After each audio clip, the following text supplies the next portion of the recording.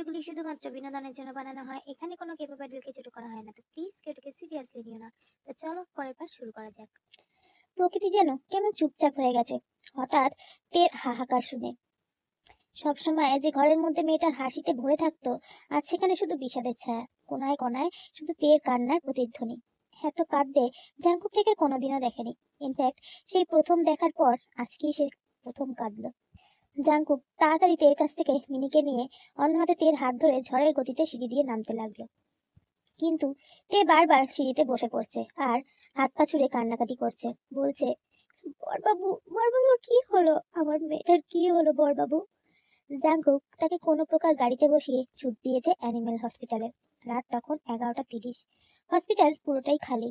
Jungkook যতটা পারে তেকে চুপ করাতে চাইছে, তবে সে কান্না কিছুতেই থামাচ্ছে না। সে মেয়ে, নারী, মায়ের জাত। ছোট থেকে এই কুকুরটিকে সে পেলে এসেছে নিজের সন্তানের মতো করে। এই যন্ত্রণা তার সন্তানহারা যন্ত্রণার মতো নেই। সেখানকার ডক্টর তাকে রুটিন চেক আপ করে। জাঙ্কুক তার কাছেই বসে আছে। তার শরীরটা একটু একটু নড়ছে, কিন্তু চোখ কিছুতেই খুলছে না। তে করিডোরের বেঞ্চে বসে থাকতে পারছে না, ভেতরে যেতে চাইছে বারবার। আসার পথে অনেকবার বমিও করেছে মিনি। তে কুর্তির নিচের দিকে কিছুটা জাঙ্কুক ধুয়ে দিয়েছে। জাঙ্কুক কিছুতেই বুঝতে পারছে না কিসের থেকে কি হয়ে গেল। জাঙ্কুকের কাছে মিনি প্রায় 1 বছর রয়েছে, কখনো তো এমন শরীর অসুস্থ হয়নি, বরং দিনে দিনে বড় স্বাস্থ্যবান হয়েছে। ও চুপ করো, ডক্টর দেখছেন, সব ঠিক হয়ে যাবে। ওর কি হয়েছে বড়বাবু? তে সরল চোখে চাইলো, দু চোখে প্রচন্ড কষ্ট। এই লম্বা করিডোরে কেবল তারাই বসে আছে। জাঙ্কুক মুখ আগলে বলল, আমাদের শরীর খারাপ হলে ডক্টর দেখেন, আমাদের মতো ওরও হয়তো শরীর খারাপ হয়েছে। কি করে হলো? ওকে কিছু খায়নি? ও কি আমার উপর রাগ করেছে বড়বাবু? আমি ওকে টিপ পরিয়ে দিই বলে? আমি ওর কান টেনে দিই বলে? জাঙ্কুক কিছু বলতে পারলো না, নিজের বুকে তাকে আগলে রাখলো। ডক্টর, কি হয়েছে ওর? মিস্টার জিয়ন, আপনাদের চাইল্ডকে কেউ হার্মফুল মেডিসিন দিয়েছে। হোয়াট? ইয়েস, বাট ডক্টর, ওকে আমি বা আমার স্ত্রী কিছুই দিইনি। আজ নয়, বরং 2-3 দিন নিয়মিত তাকে দেয়া হচ্ছে। আজ ডোজটা বেশি ছিল, তাই ও শরীর নিতে পারেনি।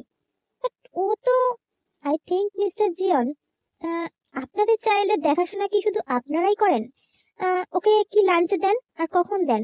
জাঙ্কুকের চট করে মনে পড়লো মিনি তো 4 দিন তার সাথে অফিসে ওয়াচম্যানের কাছে থাকে, কিন্তু তিনি তো পশু পাখি অত্যন্ত ভালোবাসেন। হঠাৎ মনে পড়লো লাঞ্চ ব্রেকে সবাই থাকলেও মিস লিসা কিছুক্ষণের জন্য মিসিং থাকে। সেদিন জেহব তাকে খুঁজতে এসেছিল, পায়নি। জাঙ্কুকে চোখটা বেরিয়ে এলো। লিসা? সে তো দুপুরে গ্রাউন্ড ফ্লোরে নেমেছে। কোনোভাবে সে, মিনি ছোট্ট বেডে শুয়ে আছে। তে বাইরে দরজায় চোখ ঠেকিয়ে দাঁড়িয়ে আছে। ভেতরে তাকে যেতে দেওয়া হয়নি।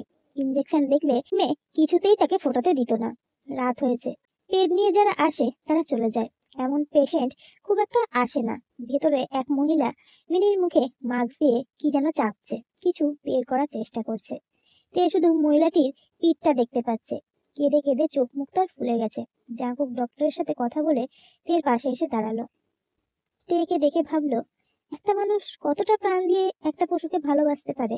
এই মেয়েটাকে না দেখলে সে বুঝতেই পারতো না। রাত তখন 2টো বাজে। তে বেঞ্চে শটাং হয়ে বসে আছে, দু চোখে তার ঘুম নেই। জাঙ্কুক ডক্টরের কাছে আবার গেছে। তের সামনেই কেবিন। জাঙ্কুক সেখান থেকে তের দিকে নজর রাখছে। একা একা রাতে সে কিছুতেই তাকে ছাড়তে পারবে না। Mister Jiyeon, sorry to say, but আপনারা খুব বেশি আশা রাখবেন না। এই ছোট্ট সাধারণ শব্দটা কয়েক সেকেন্ডের জন্য হলো বজ্রপাতের মতো শোনালো। যারা কুকুর বিড়াল পালন করে একমাত্র তারাই বুঝতে পারে এটা কতটা কষ্টের। জাঙ্কুকে যেন বুকটা ফাঁকা হলো। মিনির কিছু হলে ও যে পাগল হয়ে যাবে। ওর হাসি মুখটা তো আর কখনো আমি দেখতে পারবো না। ডক্টর প্লিজ, সে আমার স্ত্রীর জীবন। I understand, but please doctor, Jungkook করুণ কণ্ঠে বলল। ডক্টর মাথা নেড়ে সম্মতি দিল। I try to my best, তবে আজ রাতে অবজারভেশনে রাখতে হবে। আপনারা ফিরে যান, আপনার ওয়াইফ অসুস্থ হয়ে পড়বেন। ওই যে দেখছেন তাকে, সে মেয়েকে এখান থেকে কিছুতেই নিয়ে যাওয়া যাবে না যতক্ষণ না তার ওই সন্তানটি সুস্থ হচ্ছে। মিসেস জিয়ান, এই নিন আপনার বেবি। ডক্টর ঠিক মিনির মতনই একটা কুকুর তাকে এনে দিল।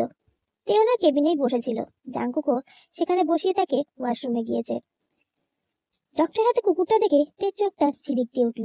কাঁদতে কাঁদতে আনন্দে আত্মহারা হয়ে ঝাঁপিয়ে কুকুরটাকে কোলে নিতেই তার হাসিটা উধাও হয়ে গেল।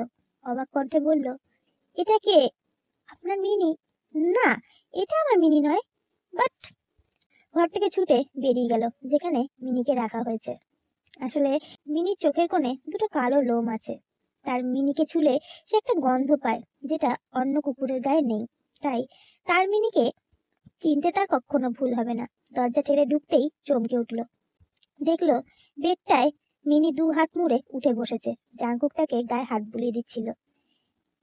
তে দৌড়ে গিয়ে তাকে তুলে চুমু দিতে লাগলো। মিনি অসুস্থ চোখে তাকিয়ে জিভ দিয়ে মেয়েটার গাল চেটে দিল। কিছুক্ষণ আগেই ওষুধ কাজ করেছে। তে ডাক্তারের দিকে তাকিয়ে বলল, এটা আমার মেয়ে, ওটা না, ওর গায়ের গন্ধ আমি চিনি। তের কথায় তিনি হেসে ফেললেন।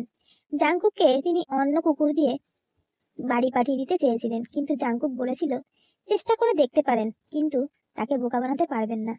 আপনি ঠিকই বলেছেন, আপনার ওয়াইফকে বোকা বানানো সহজ নয়।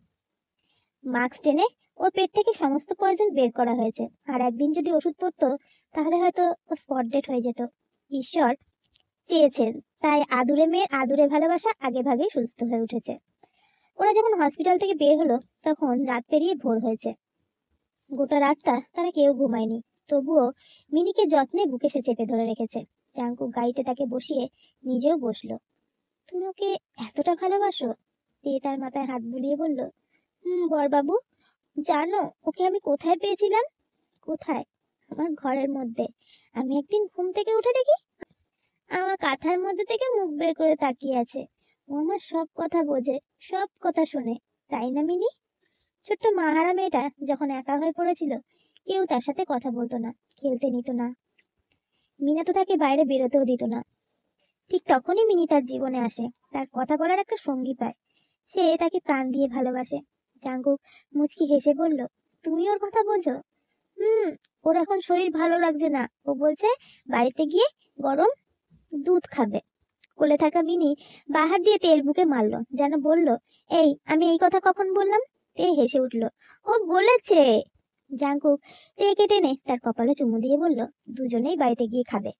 জাঙ্কুক আজ অফিসে লেট করে গেছে।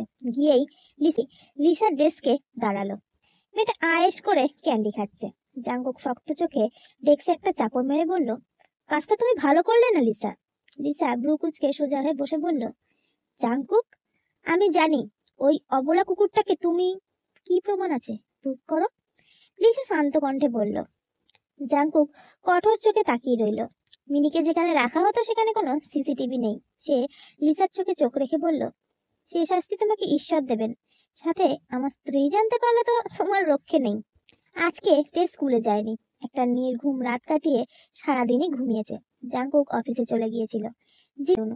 জিমিনকে পড়াতে আসতে তে না করেছে। নিজ দায়িত্বে ফোন করে বলেছে, কাল রাতে আমার ঘুম হয়নি জিমিন, আজকে তোমাকে আসতে হবে না। জিমিনের কোনো কথা সে শোনেনি বলেই কলটা কেটে দিয়েছে।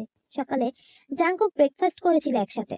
তে স্নান করে 11টার সময় গরম গরম ঘি দিয়ে ভাত খেয়েছিল। বিকেল 4টে উঠেছে ঘুম থেকে। ঘাড় এদিক ওদিক করতেই দেখলো তার গায়ে চাদরের ভেতর মিনি সেই প্রথম দিনের মতো মুখ বের করে তাকিয়ে আছে। তে মুচকি হেসে তাকে নিয়ে উঠে বসলো। মিনি এদিক ওদিক তাকালো।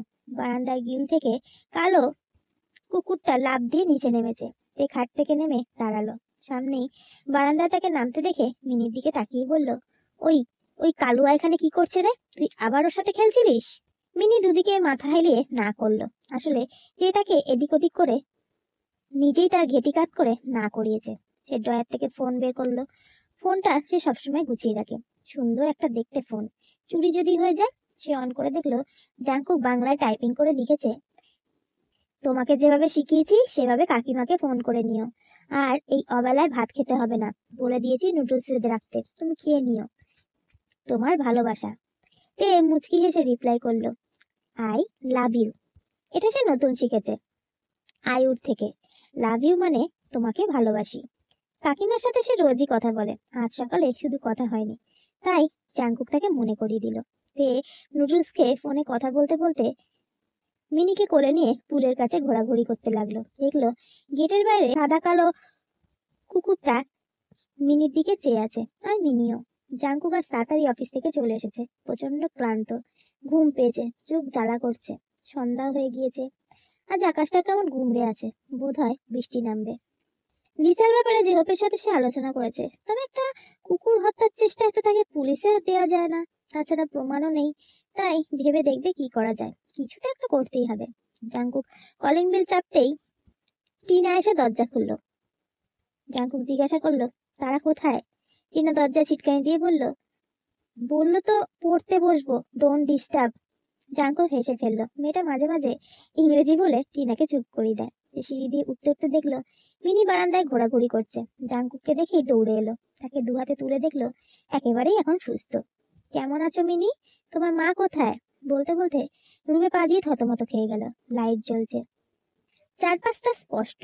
তার ঘরের রানী প্রচন্ড সুন্দর করে সেজেছে, ঘরটাকেও সাজিয়েছে, চারপাশটা বেলুন ফুলিয়ে কাঠে ছড়িয়ে রেখেছে। নিজের পরনে আজ জাংকুকের টি শার্টের ওপর নতুন একটি লাল রঙের ব্লাউজ, যেটা কাঠি দিয়ে পিঠ কেটে ডিজাইন করতে চেয়েছিল, তবে বিগড়ে ফেলেছে। একটা লাল রঙের শাড়ি কোনো রকম ভাবে কুচি করে পেটের কাছে ফুলিয়ে রেখেছে।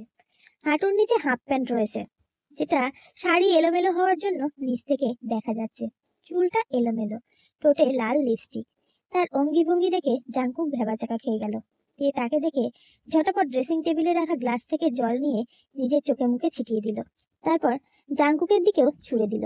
জাংকুক চমকায় না, সে এসবে অভ্যস্ত। শুধু কপালের ওপর থেকে চুলে টপ টপ করে পড়তে থাকা জলের ফাঁক দিয়ে পিট পিট করে তাকালো। ডান হাতে তখন ল্যাপটপের ব্যাগটা, পরনে সাদা কালো ফর্মাল শার্ট প্যান্ট। দূর থেকে তার থুতনিতে তর্জনী আঙুল দিয়ে বলল, জানে দো না। বলেই হি হি করে হেসে জাংকুকের কাছে এগিয়ে এসে তার গলাটা জড়িয়ে ধরলো। জাংকুক তার গান শুনে হেসে উঠলো। টিভিতে দুটো চ্যানেল সেট করে রেখেছে, একটাতে পুরোনো গান হয় আর একটাতে কার্টুন। পুরোনো গান যে ভয়ঙ্কর সেটা তার খেয়ালই ছিল না। সে ব্যাগটা ছুড়ে দিল সোফায়, ব্যালকনির দিকে গেল। জাংকুক দু হাতে থেকে ধরতে গিয়ে গাইল, পাস আও না। তার টিয়া পাখি থাই গ্লাস আড়াল হয়ে গোল গোল মার্বেল চোখে তাকিয়ে বলল, ছুঁয়ো না মুঝে, ছুঁয়ো না ছুঁয়ো না। জাংকুকও গাল ভরা হাসি দিল। মিনি সোফায় চেয়ে চেয়ে দেখছে। জাংকুক তাকে জড়িয়ে তাকে চুমু দিল, আর দু হাতে তাকে জড়িয়ে কাতুকুতু দিতেই তে খিলখিল করে হেসে উঠল। গান ভুলে বলল, বর বাবু ইঁদুর দৌড়াচ্ছে। জাংকুক সমান তালে হেসে উঠল, উফ, আমার বউ, আমারও তো ইঁদুর দৌড়াচ্ছে। সত্যি? জাংকুক তাকে নিয়ে খাটে পড়লো, তার তোতা পাখিকে নিচে ফেলে ডান হাত দিয়ে তাকে ঘিরে ধরলো। হ্যাঁ বউ, খুব দৌড়াচ্ছে। বলে তার প্রচন্ড ইচ্ছা করছে তার ঠোঁটে একটু চুমু করতে। ডাগর ডাগর চোখে তাকিয়ে বলে, বর বাবু, তোমার এই লাল ঠোঁটে একটা চুমু দেবো? জাংকুক ঠোঁট চেপে তার দিকে তাকিয়ে রইল। তার মনের কথা যেন তার বউ বুঝে গেছে। হঠাৎ করেই যেন সদ্য ফুল ফুটলো। তার বউয়ের দুটি গাল লজ্জায় লাল হয়ে এসেছে, দৃষ্টিগুলো নিবু নিবু। জাংকুক তার কপালে একটা চুমু দিয়ে বলল, আমার ঠোঁট তোমার এত কেন পছন্দ টিয়া পাখি? চোখ বন্ধ করে পিট পিট করতে লাগলো। তার বরবাবু দুগালের ঠোঁট ছোঁয়াতেই দু হাতে তাকে জড়িয়ে ধরলো। আমার লজ্জা পাচ্ছে তো। জাংকুক তার নাকে নাক ঘষে বলল, আমার তো ভালোবাসা পাচ্ছে। বলতে বলতেই তার চোখ আটকে গেল কম্পনরত ঠোঁটের দিকে। মেয়েটা টকটকে লাল লিপস্টিক দিয়েছে। জাংকুকের গলাটা যেন শুকিয়ে এলো, মাথা এক মুহূর্তের জন্য হ্যাং হয়ে গেল। তার দুষ্টু বউয়ের মতো চট করে সেও তার বউয়ের ঠোঁটটা ছুঁয়ে পাশে শুয়ে পড়লো। চোখ বড় বড় করে তাকিয়ে রইল। ডান হাতে ঠোঁট ছুঁয়ে বলল, তুমি আমার লিপস্টিক খেয়ে নিলে কেন? জাংকুক হো হো করে হেসে তাকে বুকে জড়িয়ে ধরে বলল, এটা যে আমার মধুর ভান্ডার বউ। অন্ধকার রুমের মাঝামাঝি একটা খাটে জিমিন হালকা তন্দাচ্ছন্ন ছিল। এসির টেম্পারেচারটা কমিয়ে কম্বলের ভেতর থেকে মুখ বের করে রেখেছিল। বেশ ভালো লাগছিল এভাবে শুয়ে থাকতে, কিন্তু সেখানে ব্যাঘাত ঘটালো। হঠাৎই দরজার পাশে জানালা দিয়ে কিছু একটা ধপ করে রুমের ভেতর পড়লো। সে ধরপড় করে উঠে বসে লাইটটা জ্বালিয়ে দেখলো একজোড়া নতুন জুতো। বিছানা থেকে উঠে সে জুতোগুলোর কাছে গেল। জুতোটা হাতে নিয়ে দেখলো একটা চিরকুট রাখা পাশে। মুখটা তার মলিন হয়ে উঠলো। বুঝতে বাকি রইল না এটা কার কাজ। সেখানে লেখা আছে, পুরনো যে জিনিস তোমাকে ক্ষতি করতে চায় তাকে জীবন থেকে সরিয়ে দাও। নেক্সট দিন যেন এটা তোমার পায়ে দেখতে পাই, না হলে তোমার পা কেটে আমি খেয়ে ফেলবো। কথাটা পড়ে জিমিনের মুখটা মলিন হয়ে গেল, ঠোঁটে একটা হাসি ফুটে উঠল। আস্তে আস্তে সরে মেঝেতে বসে খাটে মাথা ঠেকিয়ে কিছুক্ষণ চুপচাপ বসে রইল। চিরকুটটা বুকে চেপে ধরে চোখটা বন্ধ করলো। চোখে ভেসে উঠল সেই শৈশবের পুতুল খেলা, তার জীবনের খেলা। জিমিনের মা তার মামা বাড়ি গিয়েছিলেন তার মায়ের অসুস্থতার জন্য। জিমিনকে তার বাবার কাছে রেখে গিয়েছিল। তখন সে 6 এর পরীক্ষা দিচ্ছিল। স্কুলে যেতে তার সবসময় খুব ভালো লাগতো। জিমিন ছোট থেকেই খুব শান্ত, শুধু বসে বসে পুতুল খেলতো। তার বাবা পুলিশ ছিলেন। সেদিন জিমিনদের বাড়িতে তার পিসিমণি আসেন। সেদিন তার শেষ পরীক্ষা ছিল। স্কুল থেকে ফিরে ভালো ভালো খাবার খেতে চেয়েছিল। দুপুরবেলা তার বাবার সাথে হাসি মজা করে ভালো ভালো খাবার খেয়ে বিকেলবেলা পুতুল খেলছিল বসে বসে। হঠাৎ তার কি মনে হতে পুতুলের বিয়ের জন্য ছোট ছোট কাপড় আনতে পাশের বাড়ির একটা কাকুর কাছে গিয়েছিল। সে ঠাকুর তৈরি করে। বেনারসির মতো অনেক চকচকে কাপড় তার কাছে থাকে। ছোট্ট জিমিন গুটি গুটি পায় তার কাছে যায়। জিমিন খুঁটিটা জড়িয়ে ধরে বলে, আমাকে একটা শাড়ি দেবে কাকু? সেই সময় সেই লোকটি সেখানে ছিলেন না, ছিল বছর 28-এর একজন কর্মচারী। সে তাকিয়ে জিমিনের ধবধবে পা, গোলগাল চেহারা দেখে টেবিল থেকে নেমে এলো তার কাছে। তার দিকে চোখ বুলিয়ে হিংস্র হয়ে উঠল। শাড়ি দেওয়ার নাম করে তাকে ভেতরে নিয়ে গেল। জিমিনের বাবা মেয়েকে খুঁজতে খুঁজতে যখন সেখানে পৌঁছালো তখন অনেক দেরি হয়ে গিয়েছে। মেয়ে তখন জীবন মরণের সাথে লড়ছে। বিবস্ত্র অবস্থায় মেয়েকে বুকে জড়িয়ে ধরে কাঁদতে লাগলেন তিনি। মেয়ের শরীরে স্পষ্ট কামড়ের গভীর দাগ। ভয় সে তাকে হাত দিতে পারছিল না। সামনে প্রতিমার দিকে জল ভরা দৃষ্টিতে তাকিয়ে বলেছিল, তুই নেই মা, তুই নেই, তুই শুধু মাটির, তুই নেই। সেই কাজের লোকটিকে খুঁজে পাওয়া যায়নি। সেদিনই গ্রাম ছেড়ে পালিয়ে গিয়েছিল। সেই দিনে সেই ঘটনা শিশু মনে বড় প্রভাব ফেলেছিল। অন্য কিছু ভুলে গেলেও সে সেই চোখ ভুলতে পারে না। নিজের কান্না, নিজের শরীরের অসহ্য যন্ত্রণা। বছর গড়িয়ে গেছে তার সাথে। সে যখন জানতে পারলো তার জীবন আরো একটি অক্ষমতায় ভরে গিয়েছে, তখন তার মনে ভয়ঙ্কর আঘাত লাগে। সে কিভাবে পারে কারোর জীবনের সাথে নিজের এই জীবনটাকে জড়াতে? সে তো পারে না কাউকে দুঃখের সাগরে ভাসিয়ে দিতে, কিছুতেই পারে না। জিমিনের বাবা সেখান থেকে অন্য জায়গায় পোস্টিং নিয়ে চলে আসে। জিমিনের সেদিনকার ঘটনা কেউ জানতো না, শুধুমাত্র সুগা ছাড়া। সুগা জিমিনের সিনিয়র ছিল, তারা একই স্কুলে পড়তো। সুগা যখন ক্লাস 9-এ পড়ে তখন থেকেই তার জিমিনকে ভালো লাগতে শুরু করে। না, প্রেমিকা হিসেবে নয়, তখন শুধুমাত্র বন্ধু হিসেবে তার সাথে পরিচয় হয়। তার শান্ত চেহারা, ধীরে সুস্থে হাঁটাচলা তার প্রচন্ড ভালো লাগলো। এরপর যখন সে কলেজে উঠলো তখন সে তার পিসিকে বগল দাবা করে জিমিনের বাবার কাছে এসে জিমিনের দায়িত্ব নিতে চাইলো। ভালো লাগতে লাগতে যে কখন তাকে ভালোবেসে ফেলেছিল বুঝতেই পারেনি। সুগা যখন এসে তার বাবাকে বলেছিল সে চমকে উঠেছিল। নিজের মেয়ের সমস্ত গোপনীয়তা সে কাউকে জানাতে চায়নি, কিন্তু জিমিন সেটা বলেও সুগাকে নিজের জীবন থেকে সরাতে পারেনি। সুগা তাকে ভালোবাসে, তার ভালো মন্দ সবটা নিয়েই তাকে ভালোবাসে। যে মেয়েটাকে সে ভালোবেসেছে তার জীবনের এমন একটা ঘটনা শুনে কি করে তাকে ভুলে যেতে পারে? তাহলে সে কেমন ভালোবাসলো? কিন্তু জিবিন কিছুতেই রাজি না। তার সাথে সে সুগাকে কিছুতেই জড়াতে পারবে না। জাংকুক একটা গরম জল ব্যাগ নিয়ে সোফায় এসে বসলো। সোফায় ব্যাগে নেতিয়ে পড়া তেকে বা হাতে টেনে বুকে জড়িয়ে সেটা পেটে চেপে ধরলো। তে মলিন হয়ে কুকুরে চোখ বন্ধ করে বলল, প্রচন্ড ব্যথা হচ্ছে বড়বাবু। মেয়েটার মাসের এই কটা দিন প্রচন্ড পেটে ব্যথা হয়। 2-3 ঘন্টা একেবারে শান্ত বাচ্চা হয়ে থাকে। আর ঠিক সেই সময়টায় জাংকুক যেন অস্থির হয়ে ওঠে তাকে সুস্থ করতে।